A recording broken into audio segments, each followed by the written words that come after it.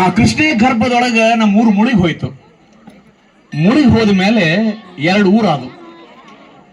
ಆ 2 ಊರಾಗಿರುವಂತ ಸಂದರ್ಭದಲ್ಲಿ ನಾವೆಲ್ಲ ಅಲ್ಲಿ ನೋಡ್ಕೊಂಡು ನಾವ್ ಯಾರು ಇದು ಬೇನಾಳದೊಳಗ ಆ ನೆಲದೊಳಗ ಅಲ್ಲಿ ಬೆಳೆದಿದ್ದೀವಲ್ಲ, ನಾವೆಲ್ಲ ಅಗಲಿ ಬರುವ ಹೊತ್ನ್ಯಾಗ ಅದು ಎಷ್ಟು ಜನ ಕಣ್ಣೀರಿಟ್ರು ಅನ್ನೋದನ್ನ ನಾವು ಬಹುಶಃ ಇವತ್ತಿನ ಪೀಳಿಗೆಗೆ ಅದು ಗೊತ್ತೇ ಆಗೋದಿಲ್ಲ. ಅವತ್ತು ಊರು ಬಿಟ್ಟು ಬರ್ಬೇಕಾಗಿದೆ, ನಮ್ಮ ಮನೆಗಳನ್ನ ಬಿಟ್ಟು ಬರಬೇಕು. ಕೂಡಿದಂತಹ ಎಲ್ಲಾ ಜನರು, ನಾವೆಲ್ಲ ಒಂದಾಗಿ ಬೆಳೆದಂತವ್ರು, ಅಣ್ಣ ತಮ್ಮ ಅಕ್ಕ ತಂಗಿ ಅಂತ ಬೆಳೆದಂತವ್ರೆಲ್ಲ 2 ಊರಾಗಿ ಒಂದಿಷ್ಟು ಜನ ಆ ಕಡೆ ಹೋಗ್ತೀವಿ, ಒಂದಿಷ್ಟು ಜನ ಈ ಕಡೆ ಬರ್ತಾರ. ಅಲ್ಲೇ ನಾವು ಊರು ಮಗ್ಗಲಿದ್ವಂತ ಮನೆಗಳೆಲ್ಲ ಒಂದಿಷ್ಟು ಮಂದಿ ಆ ಕಡೆ ಹೋದಿವಿ, ಒಂದಿಷ್ಟು ಮಂದಿ ಈ ಕಡೆ ಬಂದಿವಿ. ನಾವ ನಟ್ಟು ನಡಬರಕು ಊರಾಗಿನ ನಡಬರಕಿನ ಓಣಿ ಅಂದ್ರೆ ಅದು ಪೂಜಾರಿ ಓಣಿ ಅಂತ ನಾವೆಲ್ಲ ಹೆಮ್ಮೆಯಿಂದ ಅದನ್ನ ಕೇಳ್ತಿದ್ದೀವಿ. ನಾವೆಲ್ಲ ವೈಭವದಿಂದ ಕಳೆದಂತ ಒಂದು ಸ್ಥಳ ಅದು. ಆ ನಡಬರ್ಕಿನ ಓಣಿ ಒಳಗೆ ಇದ್ದಂತ ನಾವು ಅಚ್ಚ ಕಡೆ ಊರಿಗೆ ಹೋದೇವಿ. ಅಲ್ಲಿ ಯಾರು ನಮ್ಮ ಮನೆ ಮಗ್ಲಿದ್ರು, ಯಾರು ನಾವು ಅವ್ರ ಜೊತೆಗೆ ಕೂಡಿದ್ದೇವಿ, ಆಡಿದ್ದೇವಿ, ಅವರೆಲ್ಲ ಈ ಊರಿಗೆ ಬಂದ್ರು. ಅಗಲಿ ಹೋಗುವ ಹೊತ್ನ್ಯಾಗ ಒಬ್ರಿಗೊಬ್ರು ಹೆಣ್ಮಕ್ಳು ತೆಕ್ಕಿ ಹಾಕೊಂಡು ಅಳ್ತಿದ್ರು. ಟ್ರ್ಯಾಕ್ಟರ್ದಾಗ ಸಾಮಾನೆಲ್ಲ ಹಾಕೊಂಡು ಆ ಊರು ಬಿಟ್ಟು ಈ ಊರಿಗೆ ಬರುವಾಗ ನಾವು ಮತ್ತೆ ಯಾವಾಗ ಕೂಡ್ತೀವಿ ಅಂತ ಹೇಳಿ ಒಬ್ರಿಗೊಬ್ರು ಅಗಲಿ ಅಪ್ಕೊಂಡು ಅಳುವಂತದ್ದನ್ನು ನಾವೆಲ್ಲ ಸಾಕ್ಷಿಯಾಗಿದ್ದೀವಿ. ಆದ್ರೆ ಅದನ್ನ ನೋಡುವಂತದ್ದು ಇವತ್ತಿನ ಯುವಕರಿಗೆ ಅದು ಗೊತ್ತೇ ಆಗೋದಿಲ್ಲ. ಹೇಗೆ ಇತ್ತು ನಮ್ಮ ಊರು ಅಂತ ಹೇಳಿದ್ರೆ, ಸ್ವಾಭಿಮಾನದ ಊರು ಅದು ಬೇನಾಳ. ಅದು ನಮ್ಮೆಲ್ಲರ ಮೈ ಮನಗಳ ತುಂಬೆಲ್ಲ ಸ್ವಾಭಿಮಾನದ ರಕ್ತವೇ ಹರಿತಿತ್ತು.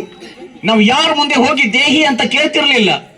ಯಾರಿಗೆ ಹೋಗಿ ನಾವು ನಮ್ಮ ಸಲಾಮನ್ನ ಮಾಡಿ ನಮ್ಗೆ ಅದನ್ನು ಕೊಡಿ ಇದನ್ನು ಕೊಡಿ ಅಂತ ನಾವು ಯಾವತ್ತೂ ಕೇಳಿದವರೇ ಅಲ್ಲ. ಅಂತಹ ಪಾಪ ವಿನಾಶದ ಪುಣ್ಯ ಕ್ಷೇತ್ರ ಅದು ಬೇನಾಳದ ನೆಲ ಅಂತ ಹೇಳಿ ನಾವೆಲ್ಲ ಹೆಮ್ಮೆಯಿಂದ ಹೇಳುವಂತ ಒಂದು ಊರು ಅದು ನಮ್ಮ ಊರದು. ಹಳೆ ಬೇನಾಳದ ನೆನಪುಗಳೇ ನನ್ನಲ್ಲಿ ತುಂಬಿಕೊಂಡು ತುಳುಕ್ತಾ ಇದ್ದಾರೆ. ಆ ಊರಿನೊಳಗೆ ಅಗಲಿ ಬರುವಾಗ ನಾನು ಮುತ್ತಲ್ ದಿನಸರು, BH ಗಣೇಶ್ ಸರ್ ಅವ್ರ ಜೊತೆಗೆ ನಾವೆಲ್ಲ ಹಂಚ್ಕೊಳ್ತಿದ್ದೀವಿ. ಆ ಒಂದು ಸಂದರ್ಭವನ್ನ ನೆನಪಿಸ್ಕೊತೀವಿ. ನಾವು ಊರೆಲ್ಲ ಅಗಲಿ ಹೋಗೇವಿ.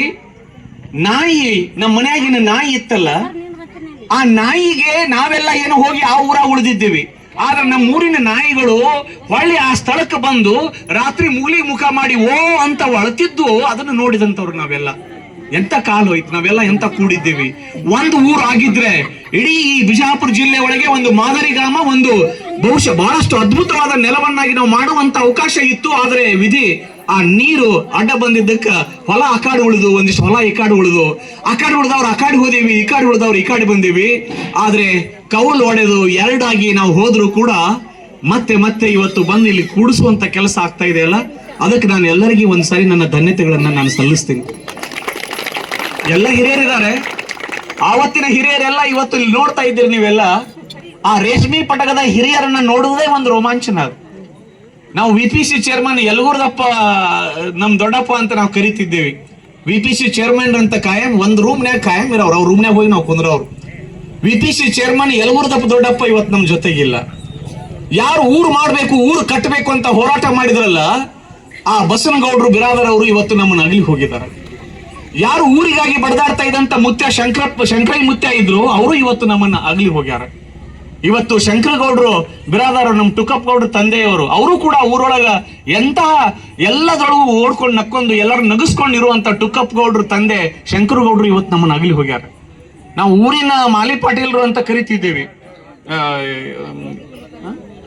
ಹನುಮಂತ ಗೌಡ್ರು ಕೂಡ ಇವತ್ತು ನಮ್ಮನ್ನ ಅಗಲಿ ಹೋಗಿದ್ದಾರೆ. ಚಂದಪ್ಪನ ಮೇಟಿ ಅವರು ನಮ್ಮನ್ನ ಅಗಲಿ ಹೋಗಿದ್ದಾರೆ. ಒಬ್ರ ಇಬ್ಬರ ಅವ್ರೆಲ್ಲ ನೆನಪಿಸ್ಕೊಂಡ್ರೆ ಊರಿಗಾಗಿ ನಾವೆಲ್ಲ ಹೋರಾಟ ಮಾಡಿದಂತ ಹಿರಿಯರು ಇವತ್ತು ನಮಗೆ ಕಣ್ಣಿಗೆ ಕಾಣಿಸ್ತಾ ಇಲ್ಲ. ಆದ್ರೆ ಇವತ್ತು ನೀವೆಲ್ಲ ಅದೃಷ್ಟವಂತರು. ಅಗಲಿ ಹೋಗಿರುವಂತ ಹಿರಿಯರನ್ನ ಇಂಥ ಸ್ಕ್ರೀನ್ ಮೇಲೆ ತೋರಿಸ್ಬೇಕು ಅಂತ ಈ ಊರಿನ ಯುವಕರು ಒಂದು ಮನಸ್ಸು ಮಾಡಿ, ಯಾವ ಓಕಳಿ ಅಂದ್ರೆ ನಾವೆಲ್ಲ ರೋಮಾಂಚನ ಆಗ್ತಿತ್ತು. ಮೈ ತುಂಬಾ ಎಣ್ಣೆ ಸವರ್ಕೊಂಡು ಅವರೆಲ್ಲ ಜಬರಿಯನ್ನ ಹಿಡ್ಕೊಂಡು ಮೈ ತುಂಬಾ ಎಣ್ಣೆ ಸವರ್ಕೊಂಡು ಅವ್ರ ಊರೊಳಗೆ ಹೋಗುವಾಗ ಹಳಿ ಊರೊಳಗ ನಾವು ನೋಡೋದೇ ಒಂದು ಸೌಭಾಗ್ಯ. ಆ ಹನುಮಪ್ಪನ ಗುಡಿ ಅಂತಂದ್ರ ಒಂದು ಕಿರೀಟ ಇದ್ದಂಗ ನಮ್ಮ ಊರಿಗೆ. ಸುತ್ತ ದೊಡ್ಡದ ಪೌಳಿ, ಅದು ಮುಂದೆ ದೊಡ್ಡ ಮಾಲ್ಗಮ್ಮ.